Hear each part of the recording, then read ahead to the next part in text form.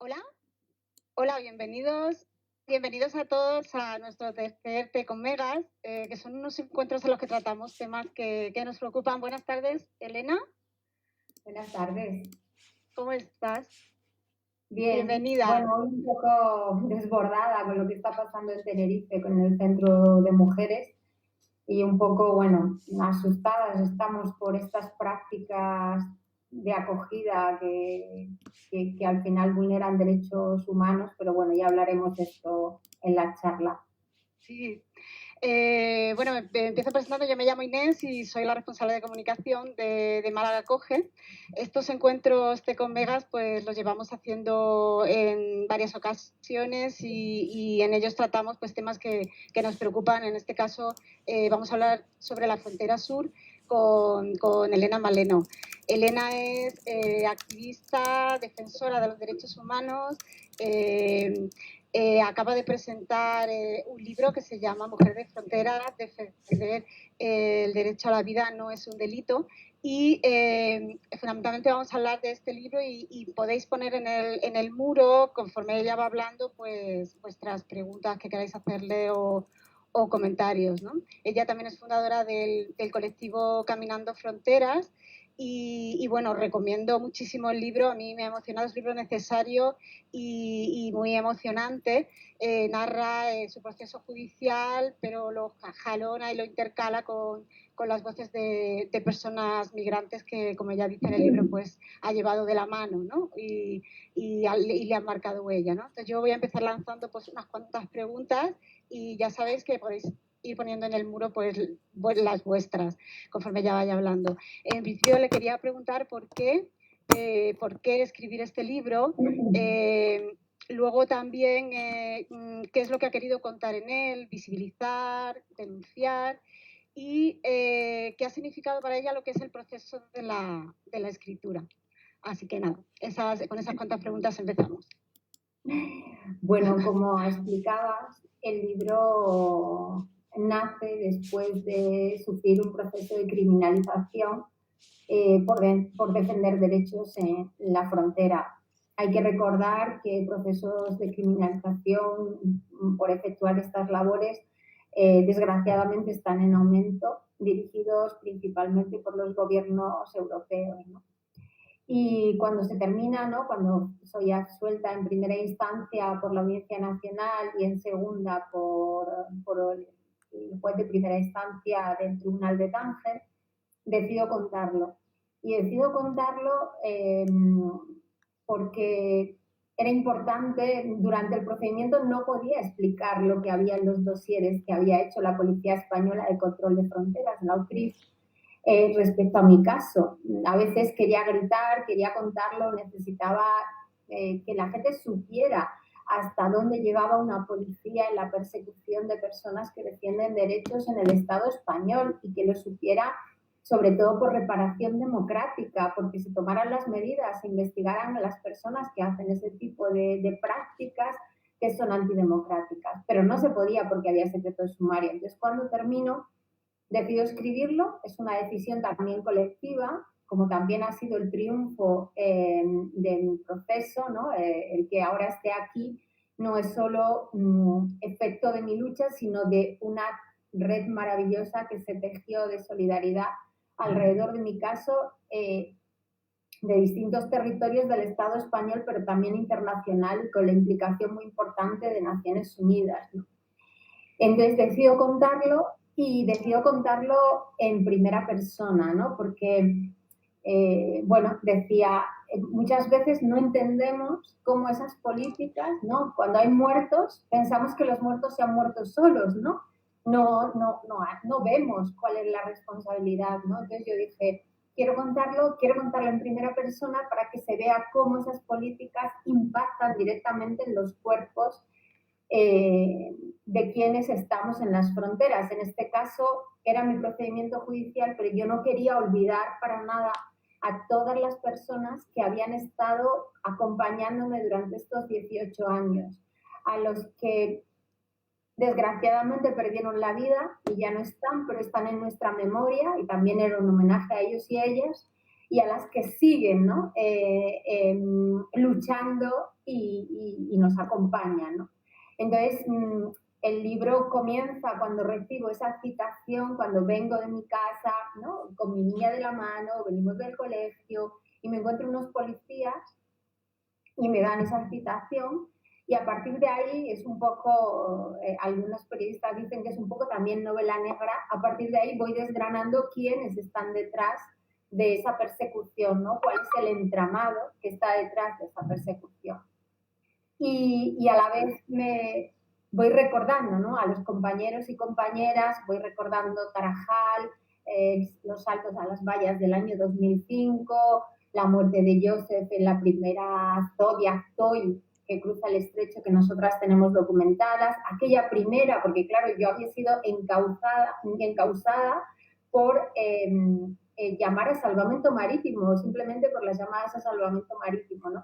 Entonces, ¿cómo fue esa primera llamada en el año 2007 a salvamento, ¿no? El libro es la historia de una parte de mi vida, pero también la historia de muchas historias. Y la verdad es que escribirlo fue complicado y doloroso porque necesitábamos escribirlo, era una decisión que tomamos de forma colectiva, como te he dicho, y luego justo en ese momento Planeta me ofreció escribir un libro y tuve una editora que comprendió lo que yo quería contar y cómo quería contarlo, Ana Camayonga, y Ediciones Península, la verdad es que se volcaron y están siendo como muy cuidadosos conmigo, sabían que era exponerme y me han acompañado de forma muy cuidadosa, ¿no? En todo este proceso. Yo soy una persona muy pudorosa, entonces era contar mi vida, ¿no? También, ¿no? Mi vida, mis sentimientos, el altar que tengo con las fotos de mi familia, de mi madre, de mi abuela, irme también a de dónde vengo, ¿no? Yo no quería olvidar mi Andalucía, no quería olvidar el Ejido, que es mi pueblo, a pesar de los pesares, no quería olvidar a las mujeres que me dieron esa lucha, ¿no? Que me enseñaron cómo se luchaba las mujeres de mi familia, jornaleras. No sé, no quería olvidar Andalucía y el libro también es una oda a Tánger y también una oda a Andalucía, ¿no? Cómo creo que esa frontera está llena de una vida que es una vida maravillosa. Es un libro duro, tú lo sabes que lo has leído, es un libro que te hace llorar mucho, pero yo siempre digo que es un llanto que sana, porque es un llanto que sabes que es un llanto de vida, un llanto por tanta muerte, pero un llanto que reclama la vida.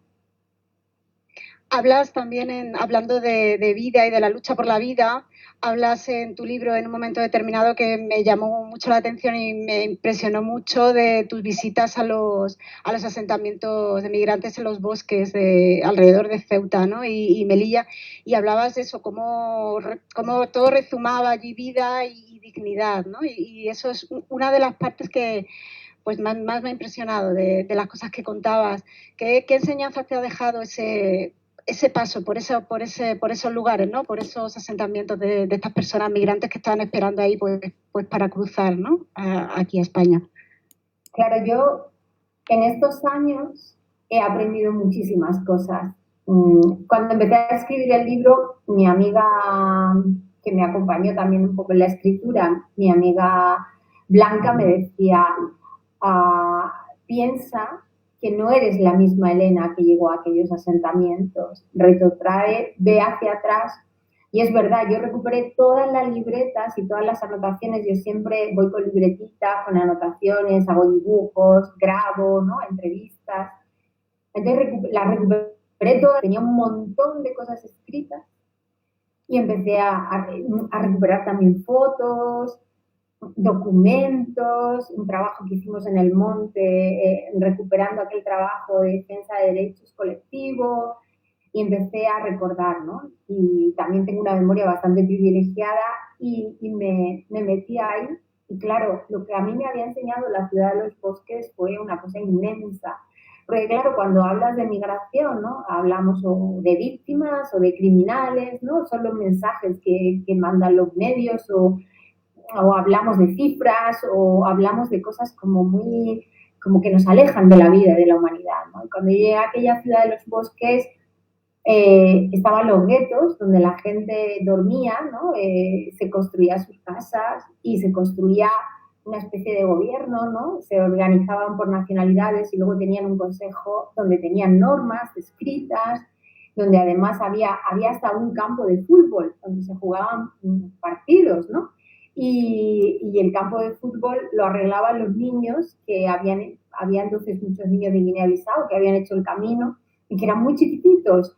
Y a mí me impresionaba la vida, porque cuando llegaba allí estaban los vecinos, ¿no? De los montes, los marroquíes, bajaban con las carretillas pues a vender ¿no? La fruta, el pan, el pescado, ¿no? Y decías, ¿cómo es la vida abriéndose camino, ¿no? Porque al final, en el libro también hay una parte, ¿no? Esa parte en la que se llaman soldados, ¿no? Las personas cambian, las personas de este pueblo migrante tienen como un lenguaje, como un lenguaje muy bonito, que también en el libro he intentado pasar, ¿no? Algunas de este lenguaje. Entonces, por ejemplo, ellos dicen siempre que la vida es un combate, que el camino migratorio es un combate y que ellos son soldados. Pero qué bonito que son soldados de vida, ¿no? Son soldados que van sin armas, son soldados que van a defender la vida. Entonces, bueno, pues aquel bosque de repente me hizo pensar que la vida se abría paso a pesar de tanta violencia, a pesar de tantas muertes, a pesar de la necropolítica, ¿no? Que es la política de muerte que se establece en las fronteras o la que establece también el sistema depredador con todas las industrias extractivas en países del sur global, o esa necropolítica que hemos visto también con la pandemia, ¿no? Cuando con las residencias, el ejemplo más claro de las residencias es decir, no, miren ustedes, déjenlos morir allí, porque ¿no? Todo ese tipo de políticas de muerte que este sistema conoce tan bien, en la frontera están muy presentes y hacen morir o dejan morir a personas. Pero en medio de esas políticas hay personas que luchan diariamente por la vida. Y esas personas también de las que hablas, esas personas migrantes que mueren en las fronteras también están, dices también en el libro, invisibilizadas, ¿no? Y cómo hablas de cómo la militarización cada vez es más grande, más dura y de cómo son mercancía, ¿no? En las fronteras. ¿Qué es lo que piensas que permite esa impunidad en las fronteras y cómo piensas que puede cambiar el relato de las migraciones para poder explicarle, ¿no? A la ciudadanía pues que no pueden morir más personas en el mar? Es el negocio, simple y llanamente negocio. Cada vez el control del movimiento es un negocio más grande, ¿no? Es uno de los grandes negocios del siglo XXI. Las principales empresas de venta de armamento europeas han invertido en este negocio. El dinero que, por ejemplo, no sé, las operaciones Indalo y Hera en el mar de Alborán, que es vuestro mar, nuestro mar, pues tener ahí una fragata te cuesta 6 millones de euros, ¿no? Una fragata europea que va turnando, ¿no? Para impedir que la gente llegue, ¿no? No se invierte en salvamento marítimo, se recorta salvamento marítimo, se tiene una fragata. Yo quisiera saber en qué se han invertido esos 6 millones de euros, 9 millones de euros en militarizar el mar de Alborán, ¿no? Eso está dando muchísimo dinero. Entonces, esas muertes que se producen en el Mediterráneo benefician a esas empresas de control migratorio, son las que enriquecen. Y luego los que pasan, hay otro segundo negocio que desgraciadamente en Andalucía conocemos mucho, para vergüenza de esa Andalucía tan hermosa y tan bonita que es nuestra tierra, y es el negocio de la esclavitud, ¿no? Y lo vemos en mi tierra, en Almería, lo vemos en los invernaderos de Huelva. Desgraciadamente es así, hay un negocio de la esclavitud, hay un negocio de esos cuerpos mercancía y hay mucha gente y mucha parte del sistema ganando dinero con eso. Yo no he visto todavía en esta pandemia, con lo difícil que ha sido, no he visto personas con banderas de España haciendo fila para sacar los productos frescos de la frambuesa, de la fresa, del pepino, del tomate y de la sandía en Almería. A esos no les he visto, pero sí he visto cómo bajaban los precios que se pagaban a mucha gente que vivía en chabolas, que no se podía proteger contra el COVID, si se bajaban los precios de cobrar 40 euros a cobrar 20 euros al día, aún arriesgando, ¿no? Y tampoco he visto aplausos, nadie se ha acordado en Andalucía de aplaudir a todas esas personas que viviendo en Chabola arriesgaban su vida para que se pudieran comer productos frescos, ¿no? Para que pudiéramos comer la fresa o la frambuesa. Personas que van a ser olvidadas, ¿no? Con la campaña de regularización que ya les han dicho que no se les van a reconocer sus derechos, ¿no? Pues ese es el segundo negocio.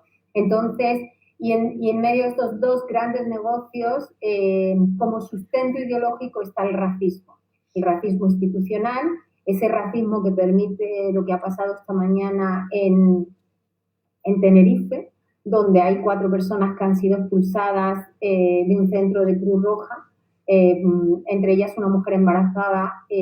La mujer embarazada, Cruz Roja no podía dar datos por protección, pero sí ha dicho a la prensa que esa mujer ha sido expulsada porque parece que tiene un novio y que entonces no hay que darle otro recurso de acogida, que no iba a dormir en la calle. O sea, todo este maltrato institucional, este racismo institucional que existe, es una lacra que tenemos también en el Estado español y que tapa esos dos negocios. Lo hemos visto también, desgraciadamente, nosotras tenemos nuestro George Floyd en Andalucía, se llamaba Ilias, y hace un año murió a manos de varias personas que le asfixiaron, de la misma manera que George Floyd murió, ¿no? Entonces, hay ese racismo institucional y ese racismo social que oculta esos dos grandes negocios. Y esa es la realidad. La queramos ver o no la queramos ver, es la que tenemos ahí. Ahora tenemos que decidir qué tipo de sociedad queremos y si queremos mantener esas estructuras o de verdad queremos luchar, bueno, como lucharon en su momento los jornaleros y jornaleras andaluzas. ¿Y piensas que estas protestas surgidas a raíz de la muerte de George Floyd en Estados Unidos, todo este movimiento que está surgiendo, sí que puede ser un revulsivo y sacudir las conciencias, o piensas que no? ¿Qué es lo que piensas sobre eso? Yo creo que el cambio va a venir del sur, y va a venir del sur que está dentro de nuestro territorio. Desgraciadamente hay parte de la ciudadanía que tiene miedo, que no es tan valiente. Pero hay una ciudadanía que se lo juega todo, ¿no? Son esos niños afroespañoles, ¿no? Muchos de ellos nacidos en La Mojonera, en El Ejido, en Almería, que han nacido viendo la explotación de sus padres, de sus madres, y que ahora hacen cultura, hacen fotografía, hacen música para contarlo, ¿no? Toda la campaña de regularización ya está liderada por gente como los manteros, ¿no? Cómo hemos criminalizado a los manteros diciendo, madre mía, son una secta islámica, después es una mafia. Eso lo hemos visto en todas las grandes titulares de los medios de comunicación, cuando los manteros lo que hacían es lo que se ha hecho durante esta pandemia, solidaridad y apoyo mutuo, porque cuando llegaban niños extutelados que eran dejados en la calle en Barcelona, no tenían a dónde ir y la administración pública no les ofrecía una solución, sino que les criminalizaba, eran los compañeros manteros que les daban un plato de comida, les daban un techo y les enseñaban a vender para que pudiesen sobrevivir hasta que pudiesen regularizar su situación, ¿no?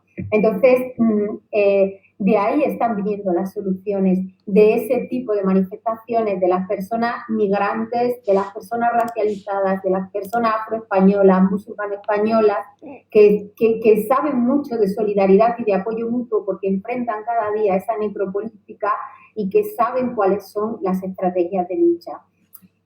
A mí me gustaría que el resto de la ciudadanía acompañase esas estrategias de lucha, acompañase y entendiese que este sistema es un sistema depredador, es un sistema de muerte, y que solamente apostando por políticas de vida podremos mejorar, podremos crear más justicia social sin dejar a nadie atrás. Entonces, sí que creo, y que eso se ha puesto patente en el Estado español, y es que las personas que han liderado esas manifestaciones son personas que en sus cuerpos sufren el racismo diario, tienen fronteras diarias, cada vez que están en la calle, ¿no? Cada vez que van al trabajo, muchos que están en el sistema de explotación y a veces les detiene la policía, les lleva a un centro de internamiento lejos de donde viven muchas mujeres que tienen hijos y se han encontrado encerradas en centros de internamiento mientras iban a recoger a sus hijos al colegio y han sido paradas por la propia policía, ¿no? O hoy, cuando el centro de Cruz Roja ha llamado al menos a 10 policías para sacar a las mujeres que han sido expulsadas de ese centro y ha creado una situación de pánico y terror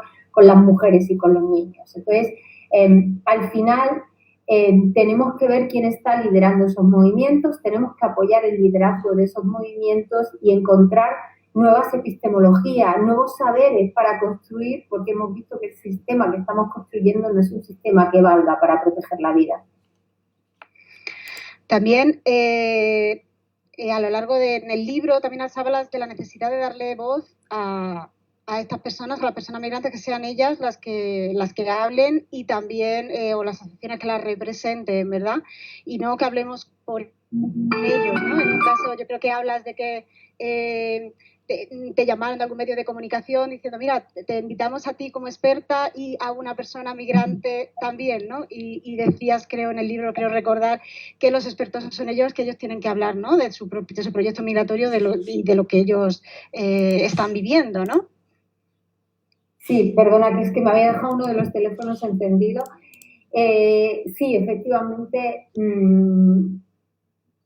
no puede ser que tú estés en una mesa y una persona que sabe cómo atraviesa el racismo los cuerpos sea un testimonio y no tenga la categoría de pensamiento. Y eso también es una reflexión que tenemos que hablar desde lo que muchos compañeros y compañeras llaman la izquierda blanca, ¿no? Eso hay que reformularlo, evidentemente, ¿no? Porque dentro también hay un riesgo, que el sistema ha construido las políticas de la compasión, ¿vale?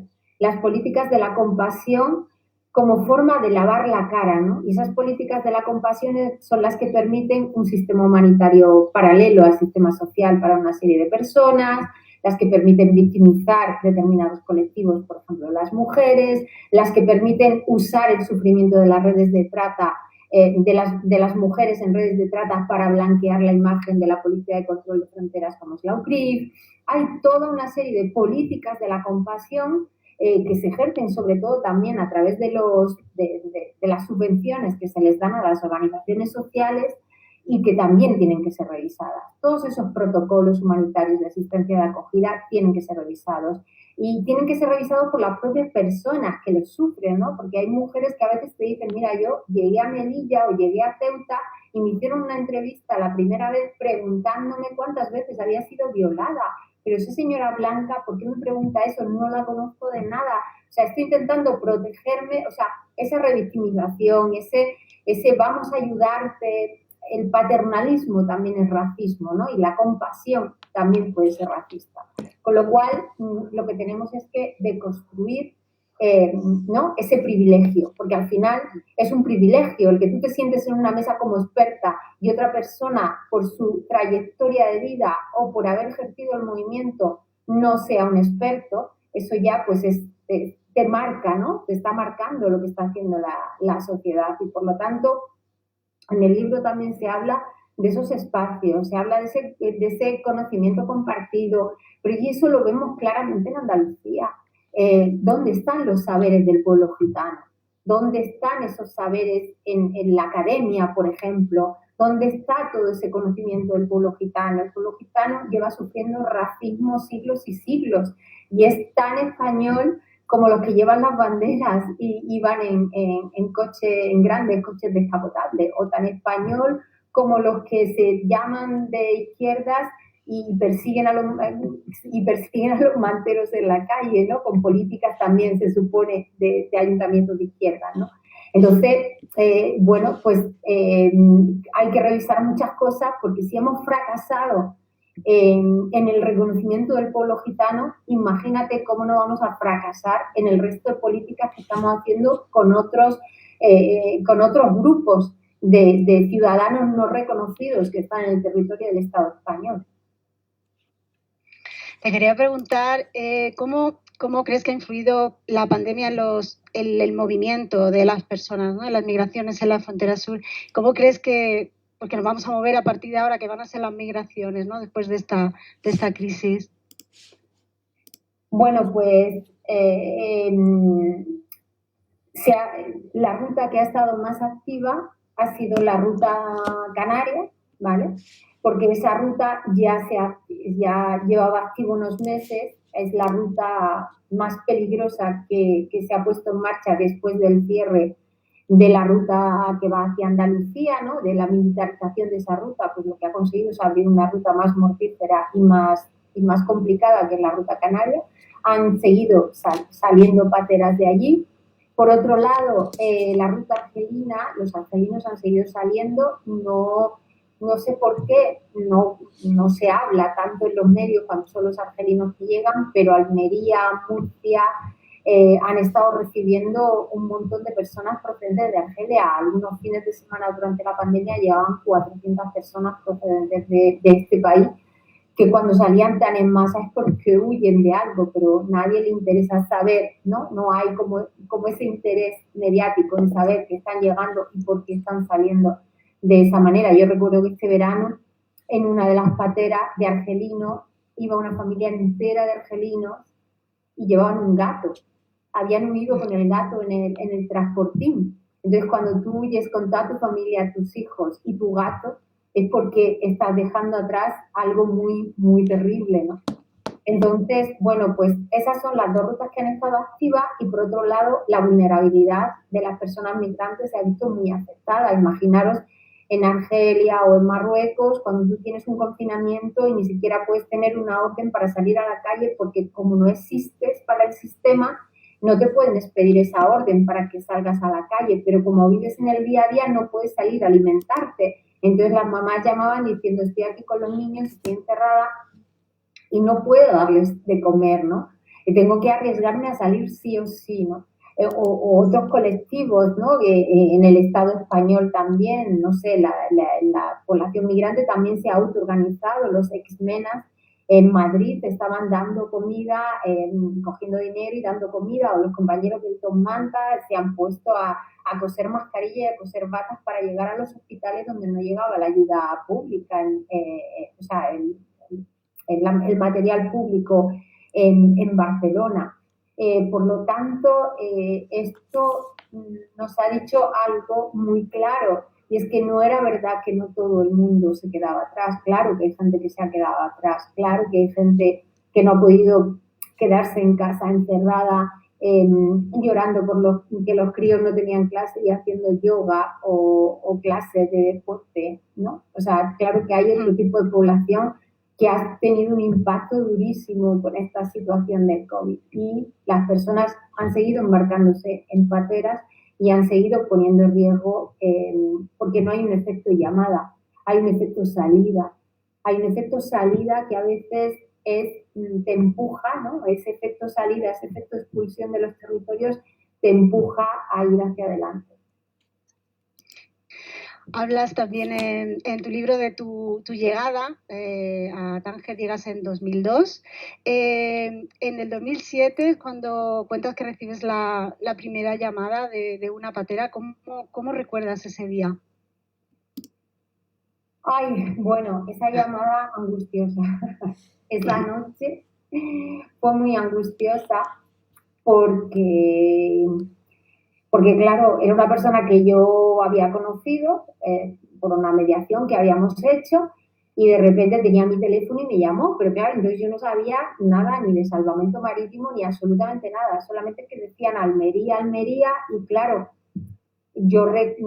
Almería es mi tierra, entonces me puse a buscar rescate Almería y salió salvamento marítimo y yo no tenía ni idea.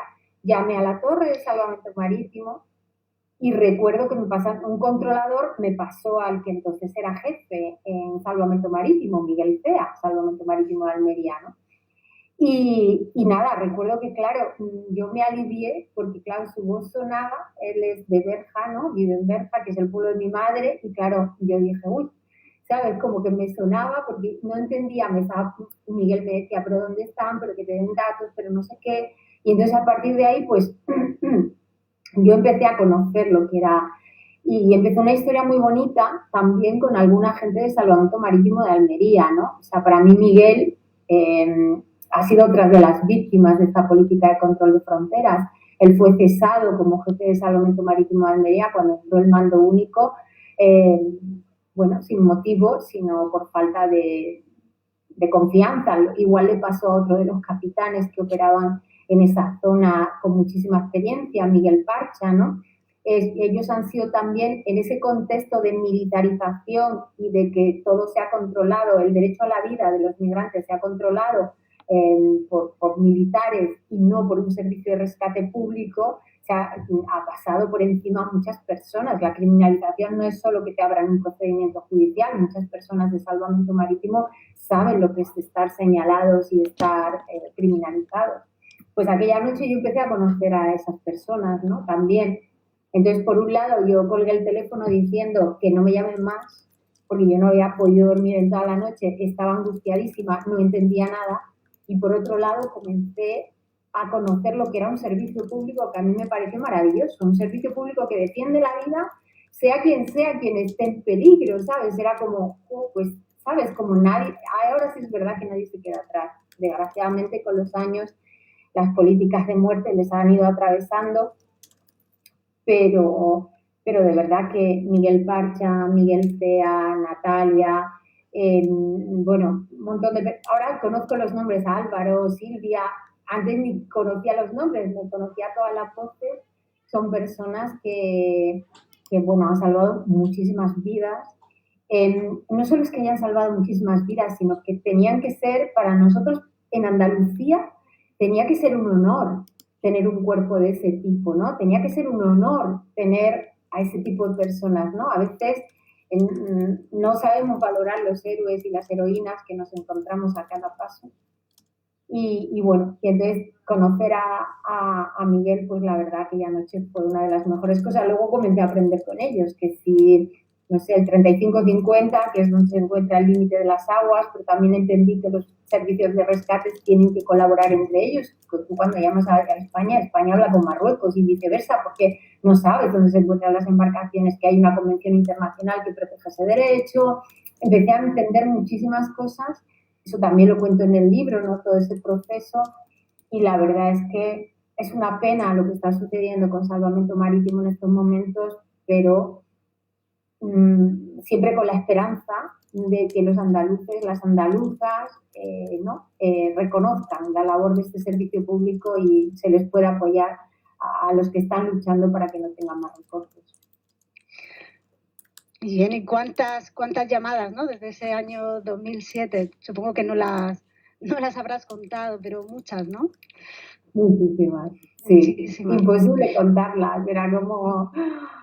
Ay, Dios, sí, muchísimas llamadas, muchísimas tristezas, muchísimos llantos, porque, bueno, llantos cuando se cuelga el teléfono y ya no responden más y saben que han desaparecido, pero también llantos con las familias, ¿no? Familias que están muy, muy olvidadas, muy abandonadas, ¿no? No solo las familias de Tarajal, que nunca se ha reconocido ni siquiera las tumbas que están enterradas en Ceuta tienen los nombres puestos, ni se ha hecho justicia, sino también familias que están en el Estado español, ¿no? Mi compañera Hilargi en Algeciras ha acompañado para enterrar bueno, pues a Larisa, que iba en la patera con Samuel, que la hermana vino desde Alemania. Luego acompañó también a otros compañeros que viven en Málaga, de una asociación de senegaleses que está en Málaga, que la hermana también se había ahogado en una patera y bueno, pues es acompañarles en buscar la verdad y en buscar los cuerpos, ¿no? O a Maisa, que es su cuñada está española, bueno, es catalana, está casada con su hermano, y entonces ella, como el hermano no habla muy bien castellano y tal, y estaba muy nervioso, fue ella la primera que me llamó, y entonces la primera vez que me llamó me decía, porque con esa patera yo había estado hablando la última con ellos, ¿no? Y entonces ella me llamaba de noche, ¿no? Ahí decía, perdona que te llame, perdona que te moleste, pero por favor, ¿me puedes contar otra vez qué pasó, qué tal? Porque la familia no tenemos cuerpo, y al final nos llamó después, nos dijo muchísimas gracias, hemos reconstruido el relato de la muerte, aunque no tengamos cuerpo.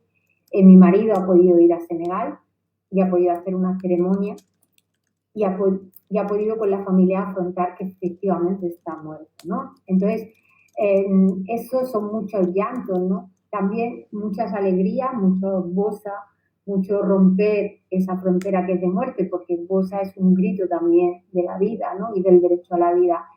Pero sí que es verdad que han sido miles y miles de llamadas, no solo desde las pateras, sino desde las familias buscando respuestas que las administraciones públicas nunca les quieren dar. Pues quería animar a, como veis, es muy interesante todo lo que está contando Elena, quería animaros a que tengan los jóvenes hacia las migraciones de estas nuevas generaciones para construir pues esa nueva manera de mirar a las personas en movimiento. Sí, claro. O sea, yo tengo muchísima suerte porque mis hijos, tanto Kitu como Ernesto, son muy valientes y muy generosos, ¿no? Porque en algún momento del procedimiento que la gente me decía no sigas para adelante, vete, tal, yo quería seguir porque ganar significaba que ganábamos de forma colectiva, porque esto era un caso ejemplarizante que se había hecho contra mí y que yo fuese condenada tendría un impacto en el trabajo de otros compañeros y compañeras como en vosotros, Málaga Acoge, ¿sabes? En el día a día de muchas organizaciones sociales, ¿no? Y les pregunté, y tanto Kitu como Ernesto me dijeron, no te preocupes, lo que estás haciendo, claro, mi niña era muy chica, 11 años, dice, lo que estás haciendo es bueno y si tú crees que lo que tienes que hacer, hazlo, ¿no? Y los dos me han acompañado, Ernesto como ya es más mayor, pues también de una forma muy valiente, muy comprometida, es un niño maravilloso. Y él es un ejemplo de cómo la juventud se compromete en la construcción de una sociedad mejor, ¿no? Yo creo que es necesario porque además hay cosas viejas, caducas muchas veces, ¿no? Yo a veces digo, tenemos textos que hablan sobre migración que a mí ya me parecen que están viejos, que no hay un análisis, que cuando hablamos, por ejemplo, no, es que los migrantes traen mucha riqueza económica, no sé qué, no sé cuánto, y yo, pero perdóname, otra vez, ese mensaje utilitarista, son personas, están aquí, son tus vecinos, tus vecinas, son tus amigos, porque cada vez hay más personas, más mestizaje, pero están atravesados por una frontera, están atravesados por el racismo, eso hay que terminarlo. Los jóvenes tienen que ver que tenemos que ir hacia un enfoque de los derechos humanos, ¿no? Y no hacia un privilegio. Yo recuerdo en mitad de mi procedimiento, cuando salgo en el programa del Gran Wyoming, el intermedio.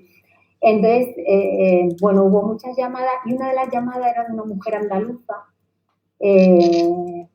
que se identificó como gitana, dice, soy gitana, soy andaluza, soy abuela, vivo en un pueblo, tenía un montón de tal, era joven pero ya era abuela y tal, tenía un montón de problemas ahí en el ayuntamiento y tal, y entonces llamaba al teléfono diciendo, mira, es que Elena ha hablado de los derechos humanos y yo quiero saber cómo se va eso de los derechos humanos, cómo se va hacia allí, ¿no? Entonces, claro, fue tan bonito decir, ¿dónde está eso, no? Yo vivo aquí, soy gitana, soy andaluza, ya soy abuela y no lo he visto, ¿dónde está, no? Entonces, yo creo que era terriblemente doloroso, pero terriblemente bonito de que se lo plantease, ¿no? Entonces, eso es lo que se tiene que plantear la juventud, ¿no? Tenemos que ir hacia otro tipo de sistema, porque este no nos vale, que no es verdad, no hay justicia social en él y no nos vale. Nos estamos quedando, la educación en Andalucía cada vez está peor, nos estamos quedando sin servicios públicos, la sanidad con más recortes, los comentarios racistas de nuestros gobernantes, que es una vergüenza, el racismo institucional, las chabolas, todo eso es frontera. Y es frontera en nuestra casa. Y eso no lo podemos permitir. Tenemos que hacer, y los jóvenes tienen que hacer, que nos sintamos orgullosos de ese territorio que es Andalucía, ¿no? De esa Andalucía donde nadie es extranjero, ¿no? Que dice el poeta. Pues aquí tenemos una pregunta de nuestra compañera Lucía, a la que saludamos desde aquí, además que está en la parte técnica, le doy las gracias. Y te pregunta Elena, ¿cómo podemos reivindicar vías legales y seguras para todas? Bueno, hay un largo trabajo para hacer y es un trabajo que tiene que poner en el centro investigar todas esas políticas de muerte. Primero hay que investigar qué es lo que está pasando, cuáles son los intereses, dónde se está invirtiendo ese dinero. Y segundo, hay que hablar de la expulsión de los territorios, porque las personas migrantes siempre hablan de que no tienen derecho a migrar, pero tampoco tienen derecho a no migrar, ¿no? Todo ese extractivismo, toda esa explotación de los territorios de donde las personas son expulsadas, también hay que revisarlo, ¿no? Entonces es un camino largo donde hay una clave muy importante. Para mí una clave más importante que diferenciar, a mí tampoco me gusta esa diferencia entre inmigrantes económicos y refugiados, porque ha permitido categorizar dentro de las políticas de la compasión distintos grupos y estos tienen más derecho a venir que estos, o refugiados de primera y de segunda, los de Congo ya, como es un conflicto enquistado, los olvidamos, pero ahora los que sí son los sirios.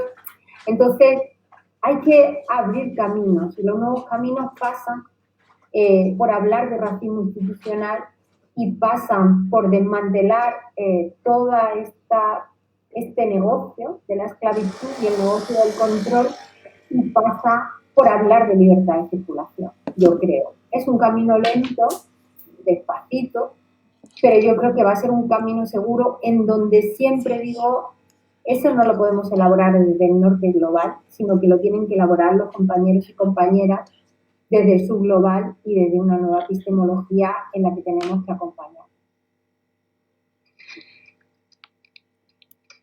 Vuelvo a animar a las personas si quieren dejar algún comentario más o alguna pregunta. Como sabes, Málaga cumple 30 años, estamos de aniversario y son 30 años también de muertes, ¿no? en la frontera sur. A mí me interesa también tu opinión acerca de cómo se cuentan las migraciones en los medios de comunicación. O sea, cómo hay mucha responsabilidad en los medios de comunicación a la hora de abordar este tema, ¿no? ¿Y qué te parece a ti en este asunto, ¿no? ¿Cómo podría ser mejor? ¿Cómo? No te he escuchado bien. ¿No me escuchas? No, te hablaba de la responsabilidad que tienen los medios de comunicación en el tratamiento informativo de la inmigración, ¿no? En la manera de abordar las migraciones, los proyectos de las personas migrantes y cómo eso pues influye en la percepción que se tiene, ¿no? En este lenguaje que se utiliza en los medios de comunicación. Me gustaría un poco que contaras qué opinión tienes de eso. Bueno, pues los medios se han convertido también de una manera irresponsable en continuadores de ese mensaje, ¿no? O sea, apoyan también ese racismo institucional muchas veces de forma consciente y otras veces de forma inconsciente. Hay una ética y una deontología profesional, hay buscar las fuentes, muchas veces solamente se quedan con las fuentes oficiales y las fuentes extraoficiales, ¿no? La persona que ha sufrido el hecho no está presente en los medios, ¿no? Hay mucha menos presencia de personas migrantes, personas racializadas o afroespañoles en los medios, en cosas que les conciernen directamente. Luego todos los mensajes, ¿no? Simplemente el vocabulario, ¿no? Avalancha, ¿no? Criminales, la invasión, toda esa parafernalia de los titulares. Ha muerto un MENA en el puerto de no sé qué. Perdona, no ha muerto un MENA no es nada. Ha muerto un niño que se llamaba tal, o si no quieres dar el nombre, ha muerto un niño en esta circunstancia. Pero, no sé, todo es despojarles, ¿no? Los medios deshumanizan, te alejan, ¿no? Cuando te alejan del impacto que eso está teniendo en las personas que sufren esas situaciones. Entonces, es verdad que hay medios que están reformulando cómo contar esas historias. A mí me gusta mucho el vuelco que dio de unos años a esta parte el Faro de Ceuta. Ceuta y Melilla son territorios muy complicados para ejercer determinados derechos porque son un poco, con todo el tema del control fronterizo, un poco agujero negro del Estado democrático.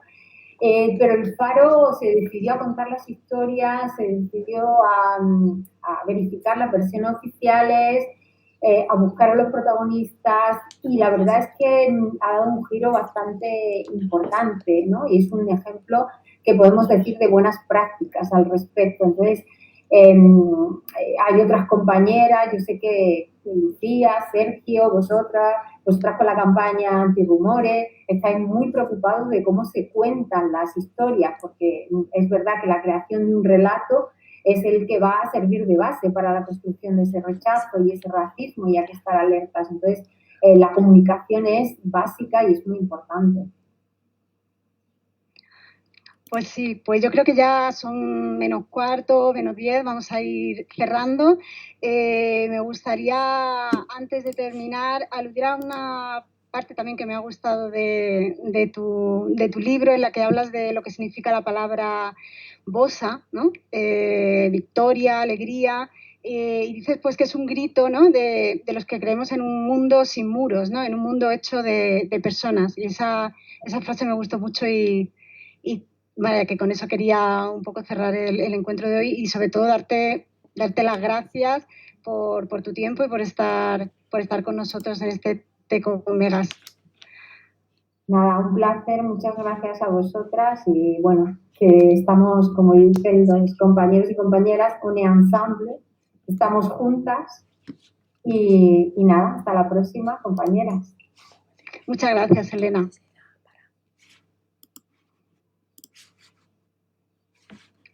Y a vosotros.